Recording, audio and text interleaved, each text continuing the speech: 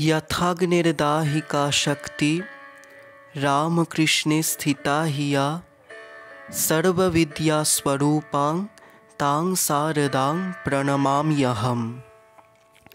শ্রী শ্রী মায়ের কথা পাঠ। সরজুবালা দেবীর স্মৃতিকথা। 18 মাঘ 1319। পূর্বপাঠের পরবর্তী অংশ।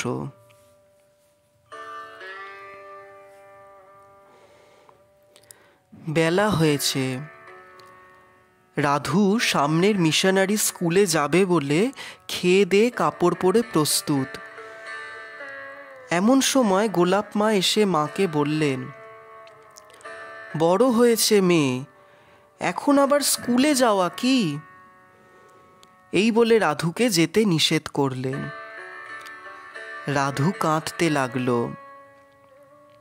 মা বললেন, কি আর বড় হয়েছে, যাক না, লেখাপড়া শিল্প এসব শিখতে পারলে কত উপকার হবে। যে গ্রামে বিয়ে হয়েছে এসব জানলে নিজের এবং অন্যেরও কত উপকার করতে পারবে। কি বলো মা? পরে রাধু স্কুলে গেল। অন্নপূর্ণার মা একটি মেয়ে নিয়ে এসেছেন দীক্ষার জন্য।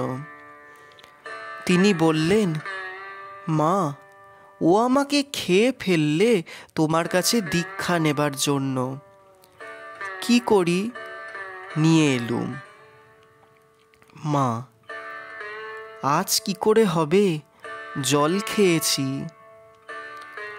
অন্নপূর্ণার মা, ও তো খায়নি, তা মা তোমার খাওয়ায় তো আর দোষ নেই। মা, একেবারে কি ঠিক হয়েই এসেছে? অন্নপূর্ণার মা, হ্যাঁ মা, একেবারেই স্থির করে এসেছে। মা সম্মত হলেন। দীক্ষার পরে শ্রী শ্রী মাকে মেয়েটির কথা বলতে লাগলেন। ও কি মা তেমন মেয়ে, ঠাকুরের বই পড়ে, চুল কেটে পুরুষ সেজে তপস্যা করতে তীর্থে বেরিয়ে গিয়েছিল। একেবারে বৈদ্যনাথে গিয়ে হাজির। সেখানে এক বনের মধ্যে বসেছিল। ওর মায়ের গুরু সেখান দিয়ে যাচ্ছিলেন। ওকে দেখতে পেয়ে পরিচয় নিয়ে নিজের কাছে রেখে ওর বাপের কাছে সংবাদ পাঠাতে ওর বাপ গিয়ে নিয়ে এলো। মা চুপ করে কথাগুলি শুনে বললেন, আহা, কি অনুরাগ। আর সকলে বলতে লাগলেন, ওমা, সে কি গো, অমন রূপের ডালি মেয়ে, অর্থাৎ মেয়েটি খুবই সুশ্রী, কেমন করে রাস্তায় বেরিয়েছিল, হোক গে বাপু ভক্তি অনুরাগ। নলিনী, বাপরে, আমাদের দেশ হলে আর রক্ষে থাকতো না।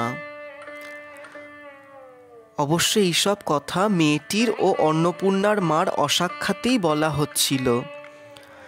নলিনী ও আমার সঙ্গী একটি স্ত্রীলোক উভয়ই স্বামীর কাছে থাকেন না। কি কথায় যেন তাদের কথা এলো।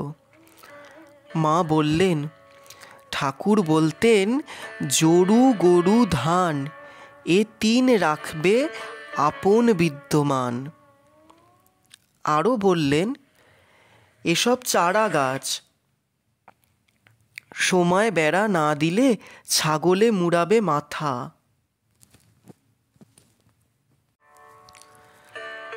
দুপুরে আহার আনতে সকলে পাশের ঘরে শয়ন করলেন। নূতন মেয়েটিকে মা একটু শুতে বললেন। সে বললে, না মা, আমি দিনের বেলায় শুই না। আমি তাকে বললুম, মা বলছেন কথা শুনতে হয়। তবে শুই বলে সে একটু শুয়ে আবার তখনই উঠে বারান্দায় গেল। মা বললেন, মেয়েটি একটু চঞ্চল, সেই জন্যেই বেরিয়ে গিয়েছিল। মা মেয়েটির ঝিকে জিজ্ঞাসা করলেন, মেয়েটির স্বামী কি করে, কেন মেয়েটিকে কাছে নিয়ে রাখে না? ঝি বললে, তিনি অল্প মাইনে পান, আর ঘরে কেউ নেই, ওকে নিয়ে গিয়ে একলাও রাখতে পারেন না। তাই শনিবার শনিবার শ্বশুরবাড়ি আসেন। অন্নপূর্ণার মা ও স্বামীকে বলে, তুমি আমার কিসের স্বামী? জগৎ স্বামী আমার স্বামী। মা কোনো উত্তর দিলেন না। ঠাকুর ঘরের উত্তরের বারান্দায় মেয়েরা সব গল্প করছিলেন। বড় গোল হচ্ছিল। মা বললেন, বলে এসো তো মা, আস্তে কথা বলতে, এক্ষুনি শরতের ঘুম ভেঙে যাবে। তিনি নিচে বৈঠকখানা ঘরে শুয়েছিলেন। ঘরটি এখন নির্জন দেখে মাকে সাধন ভজন ও দর্শন সম্বন্ধে কয়েকটি কথা জিজ্ঞাসা করলুম। মা বললেন, ঠাকুর ও আমাকে অভেদভাবে দেখবে, আর যখন যেভাবে দর্শন পাবে সেইভাবেই ধ্যান স্তুতি করবে। ধ্যান হয়ে গেলেই পূজা শেষ। এইখানে অর্থাৎ হৃদয়ে আরম্ভ ও এইখানে অর্থাৎ মস্তকে শেষ করবে। এই বলে দেখিয়ে দিলেন। মা, মন্ত্রতন্ত্র কিছুই নয় মা, ভক্তি সব। ঠাকুরের মাঝেই গুরু ইষ্ট সব পাবে, উনি সব। তারপর কথা প্রসঙ্গে গৌরী মা ও দুর্গা দেবীর কথা উঠল। মা উভয়ের অনেক সুখ্যাতি করলেন, আর বললেন, দেখো মা, চর খেয়ে রাম নাম অনেকেই বলে, কিন্তু শৈশব হতে ফুলের মতো মনটি যে ঠাকুরের পায়ে দিতে পারে সেই ধন্য। মেয়েটি যেন অনাঘ্রাত ফুল। গৌরীদাসী মেয়েটিকে কেমন তৈরি করেছে। ভাইয়েরা বিয়ে দেওয়ার বহু চেষ্টা করেছিল। গৌরীদাসী ওকে লুকিয়ে হেথা সেথা পালিয়ে পালিয়ে বেড়াতো। শেষে পুরী গিয়ে জগন্নাথের সঙ্গে মালা বদল করে সন্ন্যাসিনী করে দিলেন। সতী লক্ষ্মী মেয়ে, কেমন লেখাপড়াও শিখেছে, কি একটা সংস্কৃত পরীক্ষাও দেবে শুনছি। গৌরীমার পূর্বজীবন সম্বন্ধেও অনেক কথা বললেন।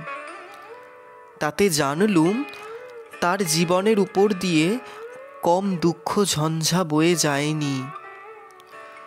কাশীর কথা ওঠাতে বললেন, কাশীতে বেশ ছিলুম গো, আর আমি তো সঙ্গে করে যদুবংশ সব নিয়ে গিয়েছিলুম মা।